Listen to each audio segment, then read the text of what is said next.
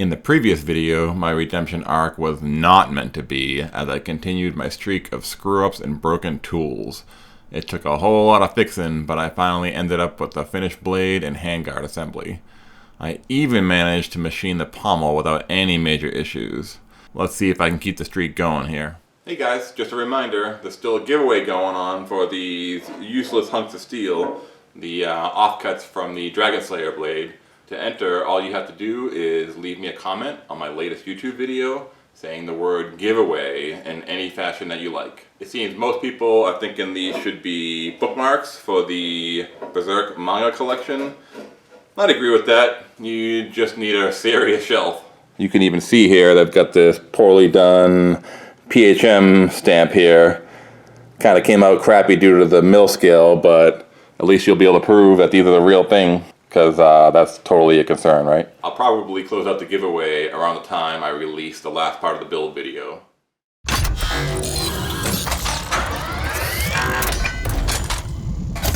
Okay, we are on to the handle. I'm going to be making it out of this pretty significant chunk of steel here. Now, most of the handles I've made for Dragon Slayers in the past have been much smaller. I would say right around 1.25 inches. This is 2 inches. The reason I made it smaller in the past is because 2 inches is pretty substantial for an average human to hold, and my previous versions were meant to be held by humans. They could be swung by an average strong person. In this case, nobody can pick this thing up, so I'm more interested in making the handle perfectly accurate. As far as I can tell, the handle is supposed to be as thick as the blade, so this is exactly the same size as the blade, 2 inches. Alright, so this handle is actually not going to get welded on. This is actually going to be my first non-welded handle. I'm simply going to thread both ends of it, so the pommel will go in one end, and then the handle will screw into the sword itself. In this case, the blade is so thick that I have enough material that I could actually drill and tap a large enough thread size that this would still be plenty strong enough. Normally the blades are thin and they're also very hard, so it would be difficult to drill it and tap it. It would probably destroy the tap in the process, and the drill for that matter. So I'm really trying to avoid that. And just for reference, the end that's going to be inserted into the blade is going to be a 1-inch diameter, and according to the engineering charts I looked up, even in the softest material possible, a 1-inch, stub has a shear strength of about 20,000 pounds. So even if this sword were usable, it would still be more than strong enough. Alright, enough chit chat. Let's go throw this thing in the lathe. I think I'm going to do the threaded ends first, because if I screw that up, then I have to scrap the whole thing anyway. So let's get to it. Jesus Christ. I think it's probably, 15 pounds or so, just by itself. So I just noticed this, but check this out. This end has clearly been cut off by a bandsaw. It's, it's pretty reasonable, round-ish, I suppose. Now if we check the other end, it's like, I don't know. I thought maybe it had been dropped a bunch of times, but I think this is actually the end of the piece, as it came from the factory. You can see it doesn't have any cut marks on it. It's just like all mangled up and not even remotely round. But luckily, I'm going to have to remove a bunch of material from the OD of this. Alright, so I turned the camera off because this was kind of frustrating to actually chuck this up. I actually need that end chucked and that side, but it's so messed up that I have to do it this way. It took a little bit to get this reasonably true. The whole thing is just kind of like off in different dimensions at different points, but I've got it somewhere in the middle except for that end, and I'll demonstrate right here.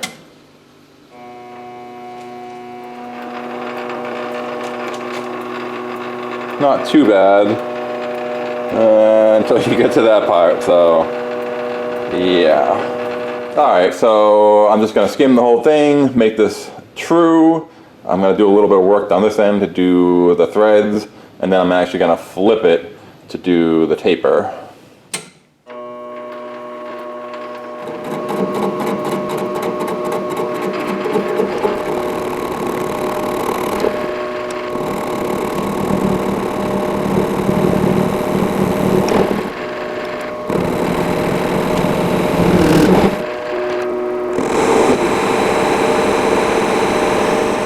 So it may not be immediately obvious what's happening here, but I'm actually using a die inside the black die holder hanging out of the tailstock on the right side of the lathe.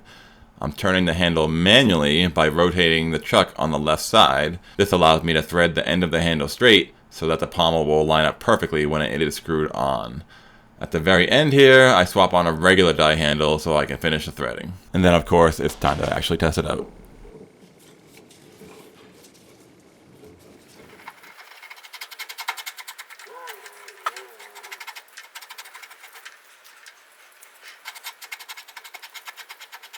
And then I've got to flip the handle around in the lathe so that I can machine and thread the other end of it.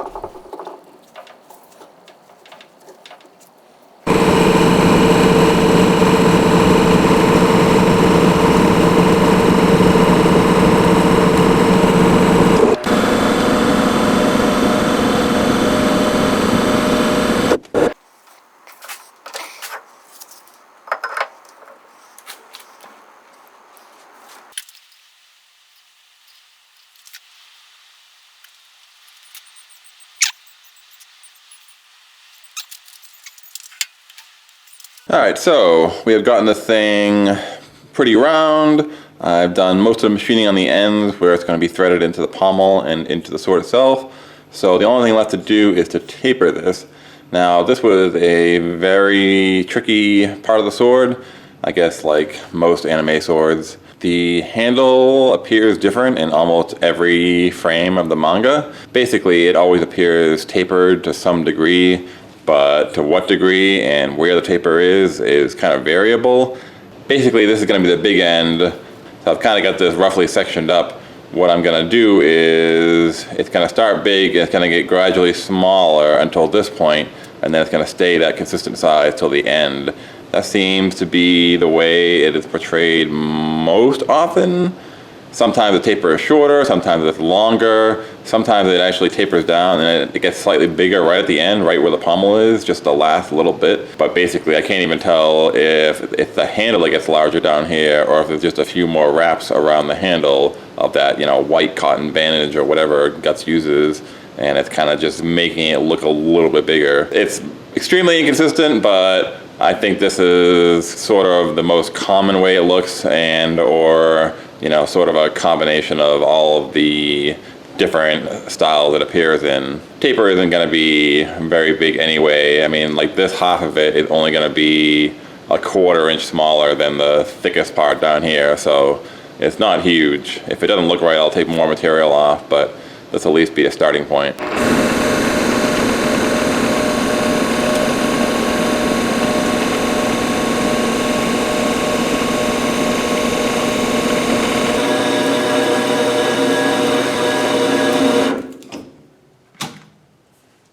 Well, I pulled the back of the machine off and everything was blazingly hot.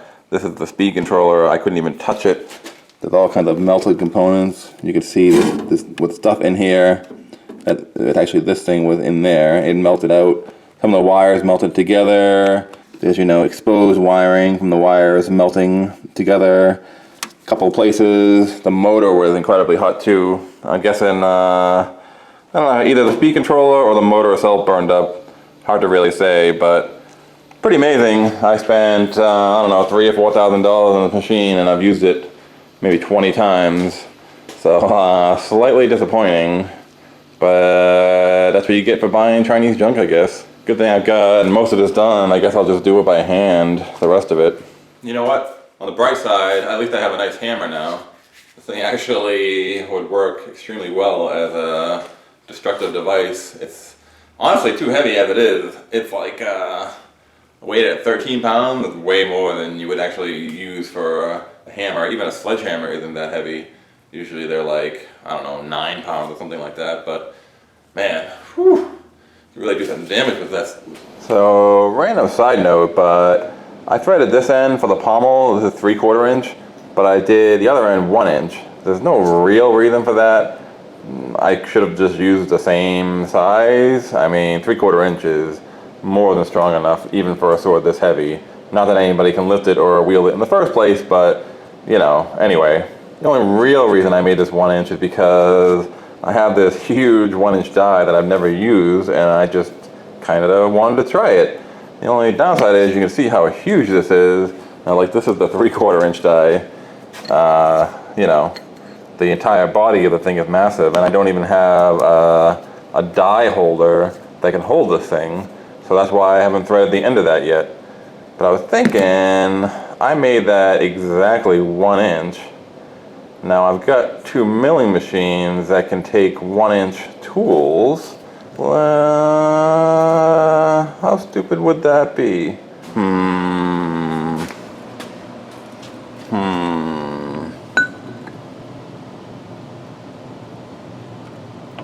Come on. You can do it. Oh, oh.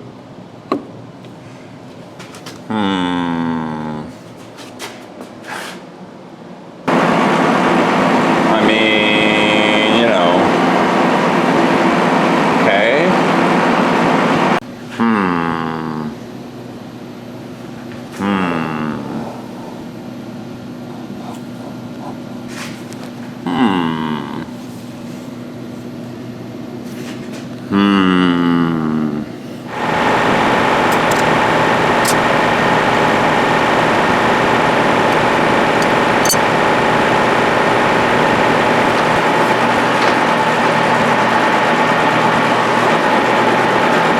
Well, I mean, that's about it. If you squint really hard, it looks like a lathe. Now, I could have actually mounted a lathe cutting tool to the table and had it like pointing up and almost use this machine like a lathe. The problem is the set screw down here that's holding on to that little stub shaft. You know, the shaft doesn't have a flat on it, so I feel like with the force of trying to actually lathe this thing, it would cause the workpiece to spin in that holder. So I'm just going to use an angle grinder. I'll take a step back here. I got this whole network of welding blankets set up so that it'll catch the sparks. The sparks being, you know, fine metal shavings and abrasive grit, and I don't want to get it on all of my other machine tools. So hopefully this works out okay. I'm going to just stand here on this side. That way I can still reach the control right here. I can turn it on and off. And I can even kind of stand to the side. So, you know, should this thing rotate out of here, and it'll hopefully not kill me. I was initially going to use this machine over here with the vertical spindle and hanging it straight down. But I figured if something happened, it would, you know, spin in a 360-degree arc and it could hit me, and I mean, you would definitely die from something like that, so that was out. All right, I just want to say, I know this isn't nearly dangerous enough, but I am definitely channeling my inner Michael Cthulhu today. Thanks, Mike, for the inspiration.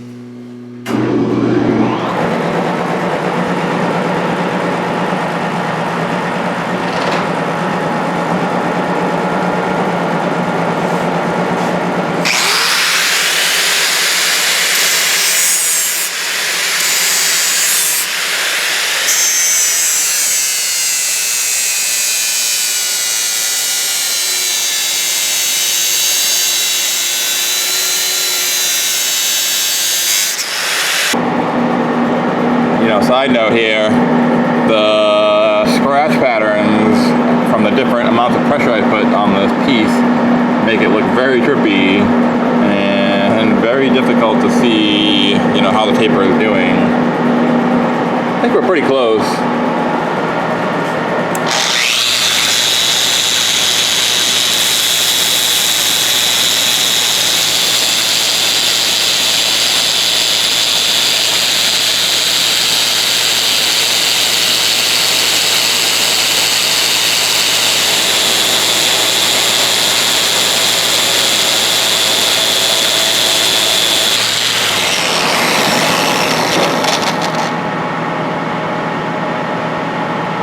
Alright, I think it's about good enough.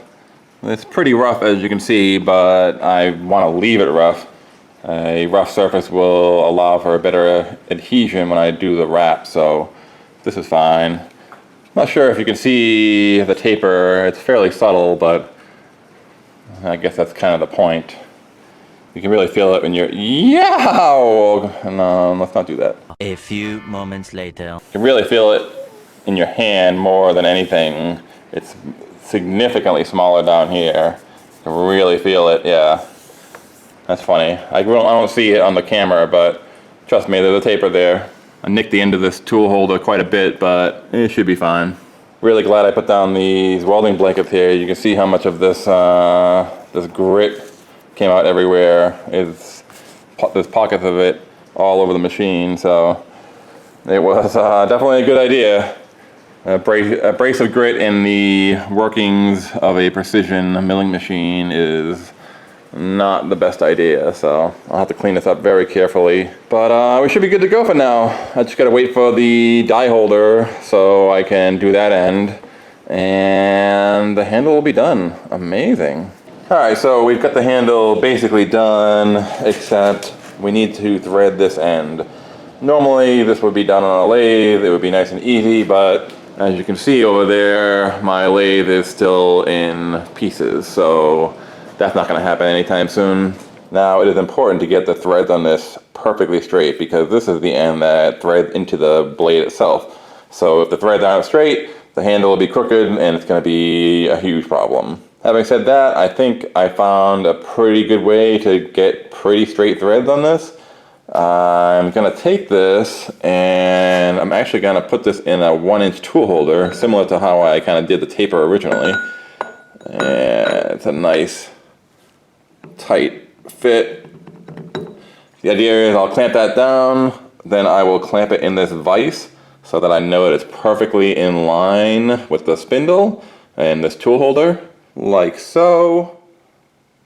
I've got my digital readout zeroed out here just to make sure I can return back to this position. Now I'm gonna lower the table so I can drop this out of the tool holder, and I'm going to replace it with that bolt, which has the same exact size threads that I need on the end of this handle, like this. Then I'm going to thread this die on this bolt. I think I accidentally stopped recording right there, but I ended up returning the machine's table to the zeroed position to ensure that the bolt and handle were perfectly aligned with each other again. Then all I have to do is turn the die just like this, so it transfers from the bolt to the handle nicely.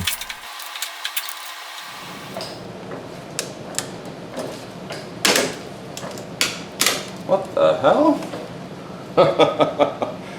You gotta be kidding me. Well, I'm definitely setting a new record for how many tools I can break in one build. That was a brand new, I think it was a $190 die. I have no idea what happened. Looks like I made about 2 threads, but look at this. Like one of the threads is damaged. How did that even happen? I don't understand. That is stuck on there. What, one of the teeth broke? I mean, the teeth look good. I don't see any real damage to them. Actually, I don't know if you can really see it. On the right side, there's some chipped teeth. That is incredible. Time to wait another month for one of these things to come in. Okay, so while editing this video, I was able to see what happened. Right here, the handle spins slightly in the vise and I don't notice it. This means that the die is now out of sync between the two pieces, causing it to bind up and then break shortly afterwards. Alright, so we are in the storage bay of the shop out here. This is my uninsulated, unheated bay that, you know, I store everything in, as you might imagine. I noticed this the other day, and I'm not sure how well this is going to show up. I'm going to try, but it's possibly the largest spiderweb I've ever seen. I can see it here in person. I don't know if you can see it on the camera, but basically it extends from the entire edge of this table outwards, and it goes all the way to the edge of that tray. I don't know if it's more visible from this angle or not. I can actually see it on the viewfinder a little bit now. It's pretty good size, but then it goes up all the way. You can actually see it there. It goes all the way 20 feet away, up there to another huge spider web. And if you look closely, I don't know if you can really see, it looks like they caught a bunch of bugs. But those are in fact thousands and thousands of baby spiders. So I don't know where the mama is, but I'm guessing she's a pretty good sized spider. Look at that. Yeah, now I can actually really see it on the viewfinder. I think the black windshield really kind of shows it a little bit better. I wonder where she's hiding. Not under here. I don't see anything. Must be hiding way up there somewhere.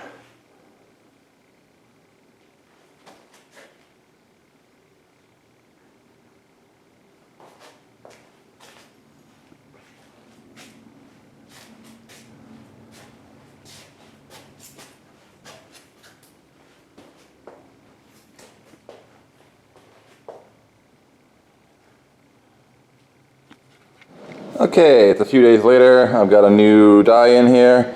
We got a made in the USA one this time. I've never actually used this brand, but hopefully we've got enough meat on there. I mean, that's 2 full threads. That'll give us a nice start. It should stay nice and straight. I just hope I don't end up with one of these situations again. Alright, well, that was completely uneventful, I suppose. Absolutely no problems at all, nice and smooth. Alright, so I heard to be a real YouTuber, you gotta pimp your merch in every single video, so here we are. I paid a really excellent artist to make me some 80s inspired PHM designs, and she gave me 4 of them. I was gonna pick one, but honestly I like them all, so here they are. I got this one right here, I've got this one as well, very nice. I really like the color scheme on this one. But I think this one's my favorite. It's kind of got like Outrun / Motley Crue vibes. Definitely right in my wheelhouse. Alright, that's it. See you on the next part.